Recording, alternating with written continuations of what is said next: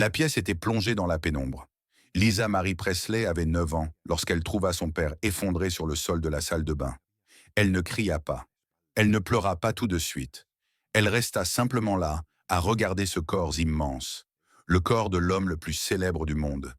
Étendu sur le carrelage froid comme n'importe qui, comme si la célébrité ne signifiait rien, comme si l'argent ne pouvait pas acheter une seconde de vie en plus.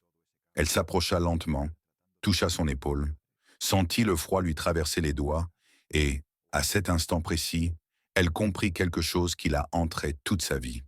Être proche du soleil ne t'empêche pas de brûler.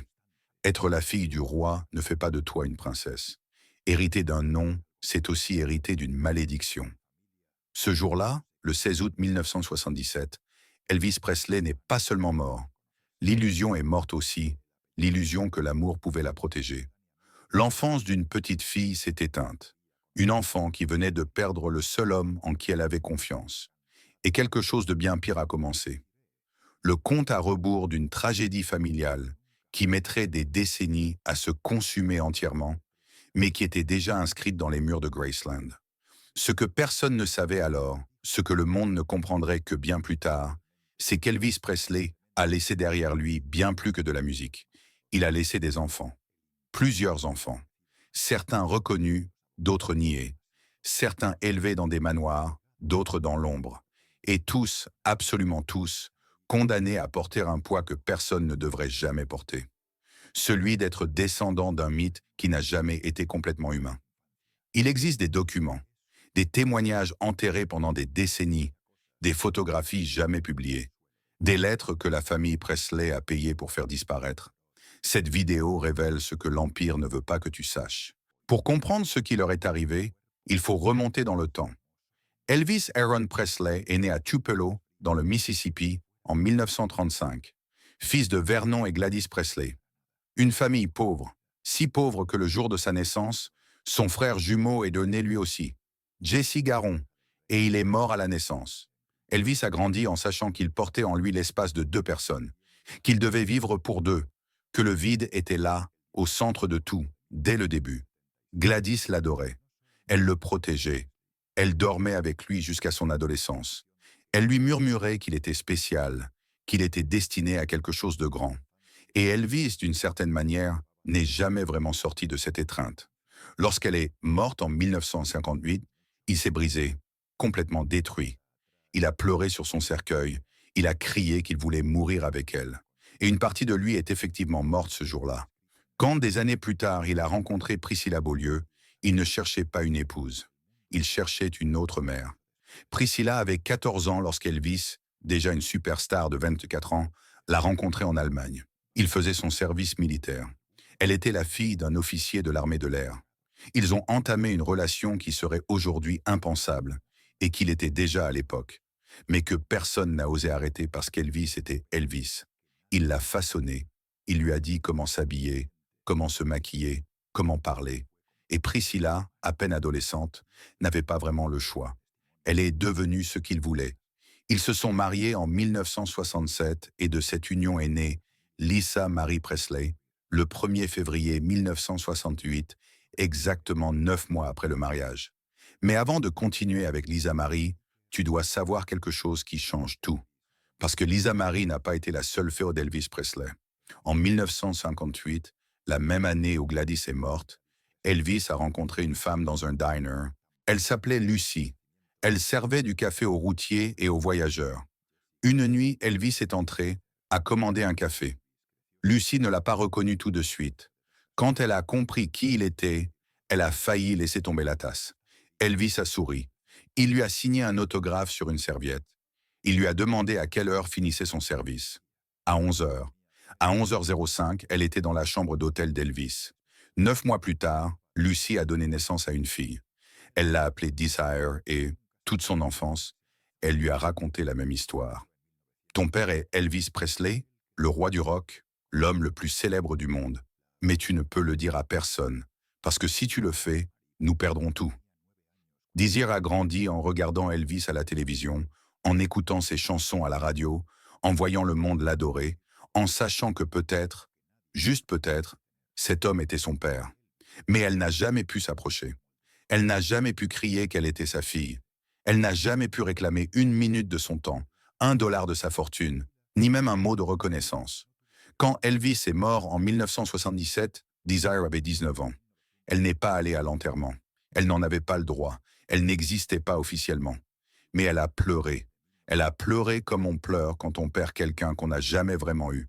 Des années plus tard, dans les années 90, Desire a décidé de parler. Elle a contacté des avocats. Elle a demandé des tests ADN. Elle a présenté des photos, des témoignages, des lettres que sa mère avait conservées pendant des décennies. Mais la famille Presley a refusé. Toujours refusé. Et Desire n'est pas la seule. Un homme nommé Timothy affirme être le fils d'Elvis, né en 1956 d'une relation antérieure à la célébrité. Deborah affirme la même chose. Et il y en a d'autres, au moins 3, dont les noms n'ont jamais été rendus publics. Des personnes qui vivent avec le doute, avec la possibilité, avec le poids d'un secret qui est peut-être vrai, ou peut-être simplement le désir désespéré d'appartenir à quelque chose de plus grand. Mais voici ce que personne ne t'a jamais dit. Il existe un document, un rapport privé commandé par le colonel Tom Parker, le manager d'Elvis, en 1972. Ce rapport identifiait au moins 4 enfants illégitimes possibles et recommandait des paiements discrets aux mères pour les faire taire. Le document a disparu des archives officielles, mais une copie a circulé dans les années 90 parmi des collectionneurs de mémorabilia d'Elvis. La famille Presley ne l'a jamais reconnu officiellement, mais ne l'a jamais nié avec assez de force non plus. Ce n'est pas une coïncidence. Pendant ce temps, Lisa Marie grandissait à Graceland. Il y avait toujours du monde. Des gardes du corps, des cuisinières, des musiciens, la Memphis Mafia, ce groupe d'hommes qui entourait Elvis en permanence, riait à ses blagues, lui procurait des pilules, faisait tout ce qu'il demandait sans jamais poser de questions. Et au milieu de ce chaos, une petite fille qui essayait de trouver son père. Elvis l'adorait, ou du moins, c'est ce qu'il disait. Il l'appelait Buttonhead. Il lui achetait des poneys. Mais l'amour d'Elvis était erratique, intense et absent. Il la serrait fort dans ses bras, puis disparaissait pendant des jours, enfermé dans sa chambre, avalant des pilules, regardant la télévision. Lisa Marie a appris très tôt que l'amour de son père avait des horaires, qu'il y avait des moments où elle pouvait s'approcher et d'autres où il valait mieux rester loin. Elle a appris à lire ses humeurs. Ce n'est pas une enfance, c'est de la survie. Elle a vu des choses qu'aucun enfant ne devrait voir. Elle voyait son père tituber. Elle voyait les pilules éparpillées partout. Elle voyait des femmes entrer et sortir, même après que sa mère ne vivait plus là. Priscilla est partie en 1972, quand Lisa Marie n'avait que 4 ans. Elle n'a plus supporté les infidélités constantes. Et Lisa Marie est restée au milieu, vivant entre 2 maisons, entre 2 mondes. Mais ce que Lisa Marie ne savait pas alors, ce qu'elle ne découvrirait que bien plus tard, c'est qu'elle avait des frères et des sœurs. Des frères et sœurs qu'elle n'a jamais connus. Des frères et sœurs qui portaient son nom dans leur cœur, mais pas sur le papier. Des frères et sœurs qui la regardaient de loin, à travers la télévision, les magazines, se demandant si un jour elle saurait qu'ils existaient. Et cette ignorance, cette séparation imposée, est la première partie de la malédiction Presley. Il a sorti un pistolet, l'a mis dans sa bouche et a appuyé sur la gâchette. Il avait 27 ans. Sa mère était dans la maison. Elle a entendu le coup de feu, a couru, a ouvert la porte de la salle de bain et l'a vu. Son fils, son bébé, son Benjamin, étendu sur le sol dans une mare de sang. Elle s'est effondrée à côté de lui, a serré son corps contre elle, a hurlé, pleuré, supplié qu'il revienne. La nouvelle a fait le tour de tous les médias. Le petit-fils d'Elvis Presley se suicide, comme si sa mort n'était qu'une note en bas de page dans l'histoire de quelqu'un d'autre. Lisa Marie était anéantie, complètement brisée. Elle avait perdu son père enfant. Elle perdait maintenant son fils en tant que mère. Et Lisa Marie a fait quelque chose que beaucoup ont trouvé troublant. Elle a conservé le corps de Benjamin chez elle pendant 2 mois, sur de la glace carbonique, parce qu'elle n'arrivait pas à le laisser partir, parce qu'elle avait besoin de temps pour lui dire adieu. Finalement, elle l'a laissé partir et l'a enterré à Graceland, aux côtés d'Elvis. Et puis quelque chose s'est produit, quelque chose que très peu de personnes ont remarqué. 3 jours après les funérailles de Benjamin, Desire Presley a publié un message sur les réseaux sociaux. Il disait « Je viens de perdre mon neveu et je n'ai jamais pu le rencontrer.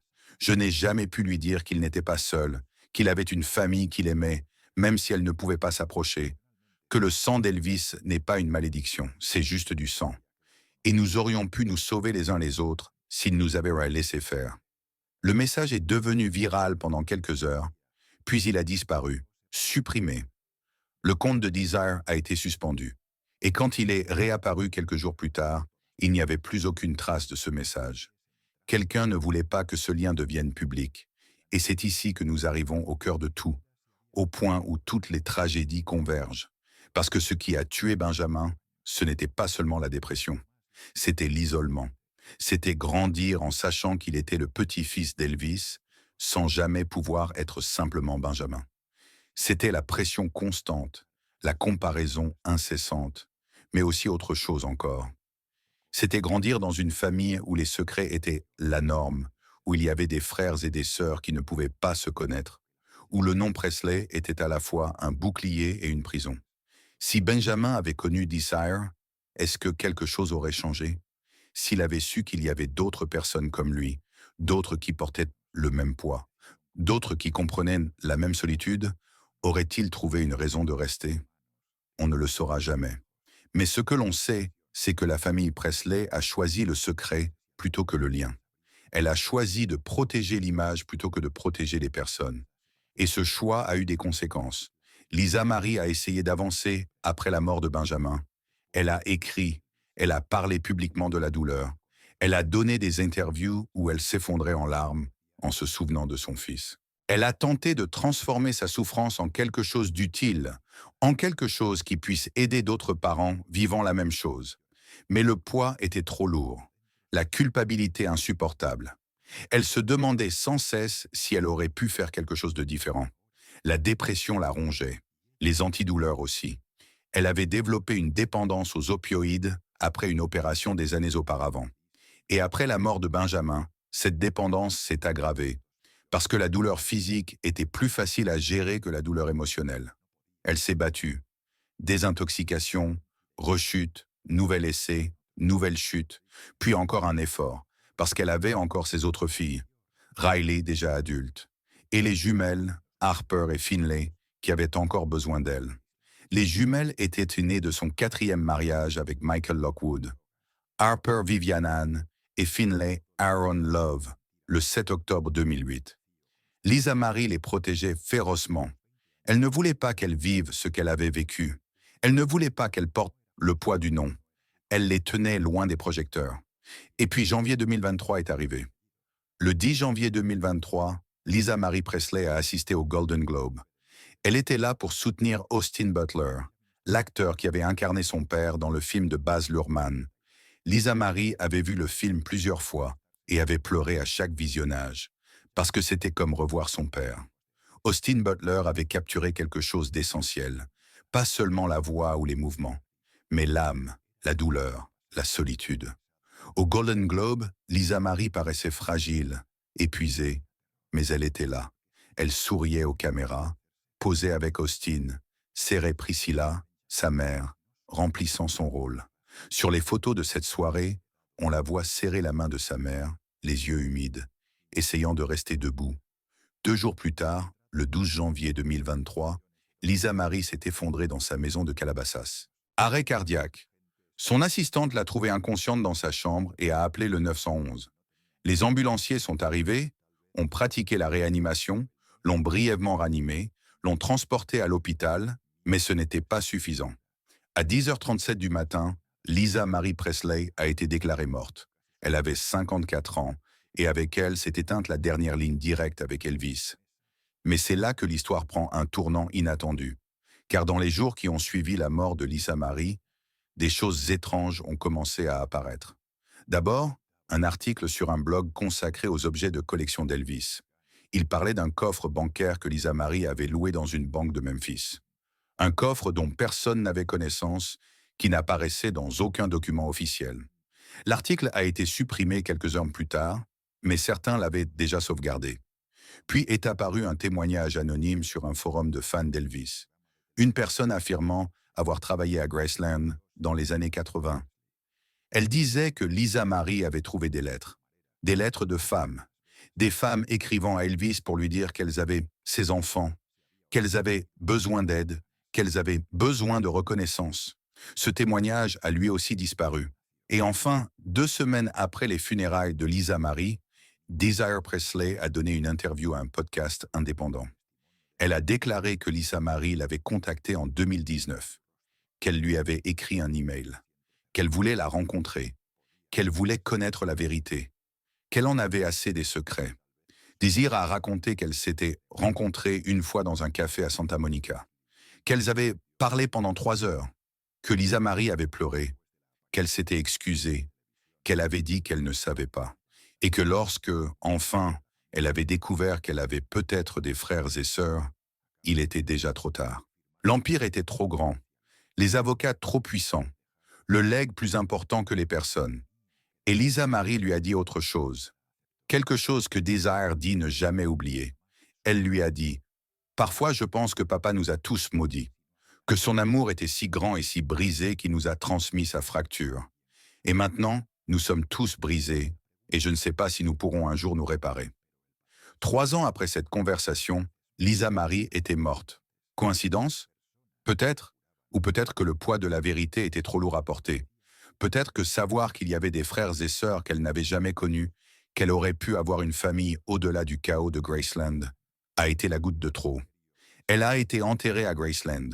Bien sûr qu'elle a été enterrée à Graceland. Aux côtés d'Elvis, aux côtés de Benjamin. Riley Keough a organisé les funérailles. Elle a lu un poème. Elle a parlé de sa mère d'une voix qui se brisait à chaque mot. Elle a dit que Lisa Marie était la femme la plus forte qu'elle ait jamais connue, qu'elle avait combattu des démons que personne ne voyait. Les jumelles étaient là aussi, Harper et Finlay, 14 ans, regardant leur mère être enterrée, et dans la foule, à l'arrière, presque invisible, se tenait Desire Presley. Personne ne l'a reconnue, personne ne savait qui elle était. Mais elle était là, pleurant la sœur qu'elle n'a jamais pu avoir. Et Elvis a essayé, à sa manière. Il a essayé. Il aimait Lisa Marie. Il l'appelait tous les jours quand il était en tournée, lui achetait des cadeaux extravagants, lui disait qu'elle était la chose la plus importante de sa vie. Mais ses actes ne correspondaient pas à ses paroles, parce qu'Elvis ne savait pas comment être un père. Son propre père, Vernon, avait été absent, faible, dépendant. Elvis n'avait pas de modèle, pas de référence. Alors il a fait la seule chose qu'il savait faire, donner des choses, de l'argent, des cadeaux, des promesses. Mais on ne construit pas une relation sur ça. On ne comble pas le vide d'un enfant avec des jouets. Maintenant, réfléchis à ceci. Que se passe-t-il quand on hérite non seulement d'argent, mais aussi de traumatisme? Que se passe-t-il quand ton nom de famille est synonyme de grandeur, mais aussi de destruction? Lisa Marie a essayé. Elle s'est mariée 4 fois, cherchant quelque chose qu'elle n'a jamais trouvé. Danny Keough, Michael Jackson, Nicolas Cage, Michael Lockwood. 4 tentatives de construire une famille qui fonctionne. Michael Jackson était un cas particulièrement révélateur. 2 enfants de légende, 2 personnes privées d'enfance. Ils se comprenaient, ils se protégeaient. Mais l'amour ne suffit pas quand 2 personnes brisées tentent de se soutenir mutuellement. Nicolas Cage a été une parenthèse. 3 mois de mariage, une folie romantique qui s'est terminée aussi vite qu'elle avait commencé. Et Benjamin, son fils, n'y est pas arrivé non plus. Parce que la tristesse se transmet. Pas dans les gènes, mais dans les schémas, dans la manière de voir le monde. La douleur se transmet. Il y a une question que personne n'ose poser à voix haute, mais que tout le monde pense. Elvis Presley a-t-il détruit la vie de ses enfants? La réponse est complexe. Oui, parce que son absence a créé des vides que personne n'a pu combler. Parce que son addiction a banalisé l'autodestruction. Parce que sa célébrité a transformé ses enfants en objets publics. Parce qu'il est mort d'une manière qui a marqué Lisa Marie à jamais. Mais aussi non, parce qu'Elvis leur a aussi donné des choses, des ressources, des opportunités, un nom qui ouvre des portes, une musique qui vit encore. Et cette dualité, Léa, c'est la plus cruelle de toutes, parce qu'on ne peut pas rejeter l'héritage sans se rejeter soi-même. On ne peut pas renoncer au nom sans renoncer à son identité. On est prisonnier d'un paradoxe. Riley Keough a donné une interview récemment. On lui a demandé ce que cela signifiait pour elle d'être la petite fille d'Elvis. Elle a répondu, cela signifie porter quelque chose de beau et de terrible en même temps. Cela signifie avoir une histoire avant d'avoir une vie. Cela signifie que mon frère est mort, que ma mère est morte et que je suis encore là à me demander pourquoi. Elle a fait une pause. Cela signifie que chaque jour, je me réveille et je dois décider si le nom Presley est un cadeau ou une malédiction. Et certains jours, c'est les deux. Cette réponse était brute, honnête, douloureuse et puissante, parce qu'elle a fissuré l'image. Elle a montré que derrière le nom, il y a des personnes qui souffrent. Il y a encore quelque chose dont nous devons parler. La santé mentale, le suicide, l'addiction. Tout ce qui a détruit cette famille. Parce que s'il y a une chose que l'histoire des Presley nous enseigne, c'est que l'argent n'achète pas le bonheur, que la célébrité ne comble pas les vides. Elvis est mort entouré de luxe, mais complètement seul. Lisa Marie a vécu dans des manoirs, mais se sentait prisonnière. Benjamin avait des millions, mais aucune raison de vivre. Et tout cela parce que les vrais problèmes n'ont jamais été traités. Parce que dans le monde des célébrités, aller en thérapie était perçu comme une faiblesse. Admettre qu'on a besoin d'aide était vu comme un échec. Benjamin avait besoin d'aide. Il en a cherché. Mais ce n'était pas suffisant. Parce que le système est défaillant. Parce que la thérapie ne fonctionne pas toujours. Parce que certaines blessures sont si profondes qu'aucun médicament ne peut les refermer. Et c'est ça le plus terrifiant. Parfois, on fait tout correctement et on perd quand même. Parfois, on aime de toutes ses forces et ce n'est pas suffisant. Nous arrivons presque à la fin, mais il reste deux révélations importantes. La première. En 2021, un an après la mort de Benjamin, une vidéo est apparue sur YouTube. Elle durait moins de 3 minutes. On y voyait Benjamin parler face caméra. Il était dans sa chambre. Il avait l'air fatigué, triste. Il disait « Si tu regardes cette vidéo, c'est que ça s'est probablement déjà produit. Je ne suis probablement plus là. Et je veux que tu saches que ce n'est la faute de personne. Pas celle de ma mère, pas celle de mon père, pas celle d'Elvis, même si parfois j'ai l'impression que si. C'est juste que je ne trouve pas ma place ici. Je ne l'ai jamais trouvée. Et je suis fatigué de faire semblant. » La vidéo est restée en ligne pendant 6 heures, puis elle a disparu. Supprimée. Le compte qu'il avait publié a été fermé. Lisa Marie n'a jamais parlé publiquement de cette vidéo, mais ceux qui la connaissaient disent qu'elle l'a vue, qu'elle a pleuré pendant des jours, qu'elle s'est reproché de ne pas avoir su que cette vidéo existait, de ne pas l'avoir trouvée plus tôt, de ne pas avoir pu faire quelque chose. Cette vidéo est la preuve la plus claire que Benjamin savait ce qu'il allait faire, que ce n'était pas un acte impulsif, que c'était une décision réfléchie. Et d'une certaine manière, cela rend tout encore plus douloureux. La deuxième révélation. En mars 2024, 14 mois après la mort de Lisa Marie, un livre a été annoncé. Une biographie non autorisée d'Elvis, écrite par un journaliste d'investigation. Le livre contenait des interviews de plus de 50 personnes affirmant être des enfants ou des petits-enfants d'Elvis. Le livre n'est jamais arrivé en librairie. 2 jours avant sa sortie, la maison d'édition a reçu une injonction judiciaire. La famille Presley a porté plainte pour diffamation, atteinte à la vie privée, atteinte à l'héritage d'Elvis. Le livre a été retiré. Les exemplaires déjà imprimés ont été détruits. L'auteur a reçu des menaces juridiques. Le livre n'a jamais vu le jour. Pourquoi? Qu'y avait-il dans ce livre de si dangereux? Selon des fuites, le livre contenait des témoignages détaillés, des dates, des lieux, des noms, et suggérait qu'Elvis aurait pu avoir jusqu'à 12 enfants non reconnus. 12. Est-ce vrai? Nous ne le saurons jamais, parce que le livre a été censuré avant toute vérification possible. Mais le fait que la famille Presley ait dépensé des millions pour le faire taire en dit long. Cela signifie qu'il y a des choses qu'ils ne veulent pas que tu saches, des vérités qu'ils préfèrent garder enterrées. Et nous arrivons à la question finale. Que va-t-il se passer maintenant pour les enfants d'Elvis? Riley essaie de vivre sa vie, de construire quelque chose au-delà du nom, de protéger sa fille de tout cela. Elle a dit dans des interviews qu'elle voulait briser le cycle, qu'elle voulait que sa fille grandisse sans le poids d'être l'arrière-petite-fille d'Elvis, qu'elle voulait lui offrir l'enfance qu'elle n'a jamais eue. Harper et Finley grandissent dans le silence, protégés, éloignés. Leur père les tient à l'écart des projecteurs, les emmène régulièrement en thérapie, les aide à traverser le traumatisme d'avoir perdu leur mère et leur frère. Il leur dit que le nom Presley n'est qu'un nom, qu'il ne définit pas qui elles sont. Et les enfants non reconnus, Desire, Timothy et tous les autres dont nous n'avons jamais connu les noms, sont toujours là, vivant leur vie. Certains ont cessé de se battre. Ils ont accepté qu'ils ne seront jamais reconnus. D'autres espèrent encore, croient encore qu'un jour, la vérité sortira. Desire Presley a aujourd'hui 66 ans. Elle vit dans le Mississippi, travaille comme infirmière, a des enfants, des petits-enfants, une vie entière. Mais elle n'a jamais cessé de savoir qu'elle est la fille d'Elvis. Et cela n'a jamais cessé de lui faire mal que personne ne le reconnaisse. Dans une interview récente, elle a dit « Je ne veux pas d'argent. Ça n'a jamais été une question d'argent. Je veux juste que quelqu'un me regarde dans les yeux et me dise « Oui, tu es sa fille. Oui, tu fais partie de cette famille. C'est tout.